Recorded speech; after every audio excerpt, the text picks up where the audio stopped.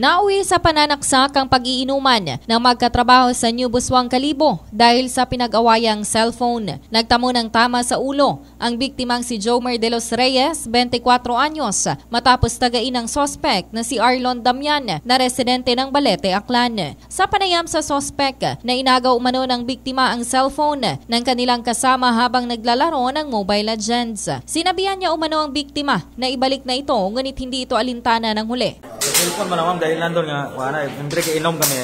Akong tibahan ba nga si Moko nga gampak email nagaw mata sa bilog nga tagdo yung ginabo na ako na Nagkainitan ang dalawa at umuwi na sana si Damian, ngunit sinundan pala ito ni De Los Reyes at inundayan ang saksak sa tagiliran at tiyan gamit ang binasag na bote ng alak. Para dumepensa, kumuha ng itak ang sospek at tinagari ng biktima sa kanyang ulo. Agad na naisugod sa ospital ang huli, habang nakakulong naman ngayon ang sospek sa Kalibo PNP para sa karampatang disposisyon.